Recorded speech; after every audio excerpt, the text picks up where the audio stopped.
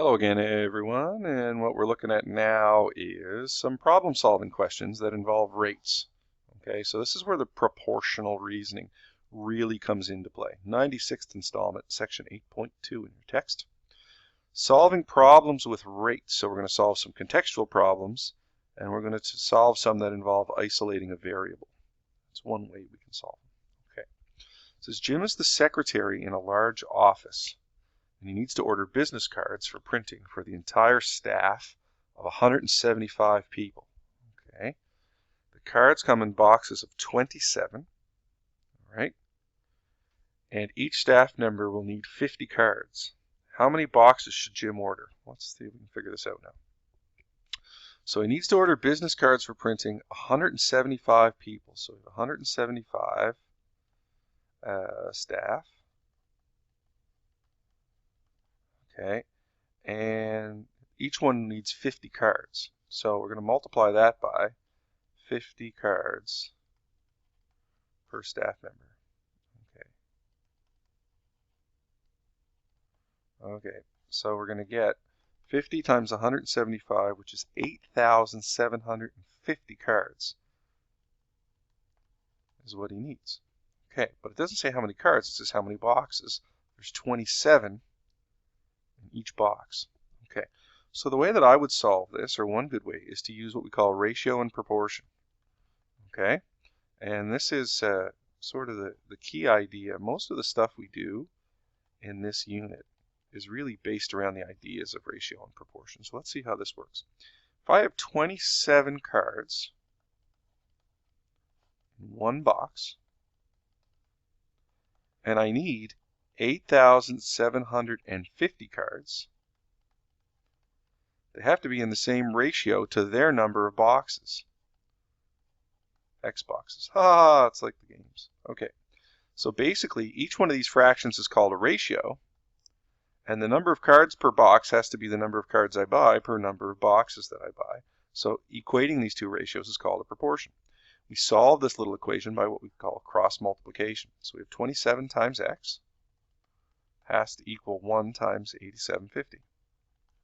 So then our answer for the number of boxes we need to order should be about 324. Oop, that's not a 3. There we go. 324.1 boxes. So I'm going to say order, of course you're going to order 325. Don't want one person to be short a card or two. So we're going to order 325 boxes. Okay, that's a ratio and proportion method. You could also have done that one just by straight division. That works, but this method is good for when things get confusing. It's a good way to write it down and organize your thoughts. Okay, Sandra walks at 5 kilometers an hour. I'm going to start writing stuff down here already. Sandra walks at 5 kilometers per hour. Gotcha. And when she walks at this rate for 3 hours, so for 3 hours, she burns 520 calories. Okay, Sandra, gotcha. Rupel, nice name, Rupel, walks at 3 kilometers per hour. All right. And she burns 73 calories in 30 minutes. Okay. If Sandra were to walk for 2 hours, how long would Rupel need to walk to burn the same number of calories? We're going to end up setting up a proportion. But what we want first is their unit rates. How many calories, I'm going to say, per hour. So for Sandra, it's 520 calories per 3 hours. So 520 calories per 3 hours. Let's divide that out and see what we get. We get 167.33 roughly calories per hour. And for Rupel, 73 calories in 30 minutes. Well, we'll just double that. So just use a multiplication strategy. And we have 146 calories in a full hour. Okay. So it says Sandra is going to walk for 2 hours. How long would Rupel need to walk to burn the same number of calories? Well, how many calories is Sandra going to burn in 2 hours? So we've got 167.33 calories per hour. So we multiply her rate by the number of hours. And we're going to get 334 0.66 roughly calories. So the question then becomes, for how long would Rupal need to walk to burn 334.66 calories? Well, she's got 100, and this is the last bit. Now is going to be our ratio and proportion. 146 calories in 1 hour.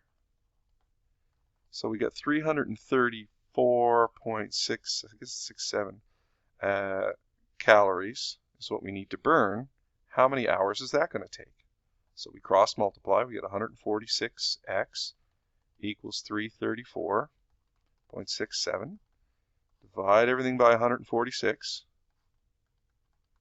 And it's going to tell us the number of hours she needs to walk is about 2.3 hours. So Sandra can do it in 2 hours. Rupal's going to take 2.3. She doesn't walk as fast. Look at that. Okay, next.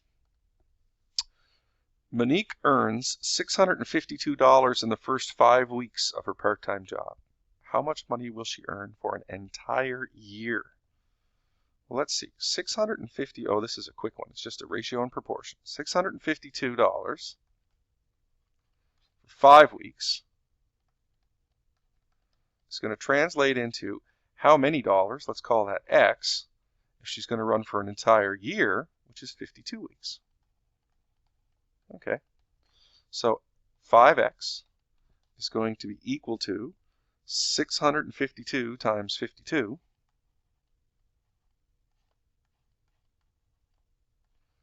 I'm going to divide by 5, and X is going to be 652 times 52, all divided by 5. I'll punch all that in my calculator at one time.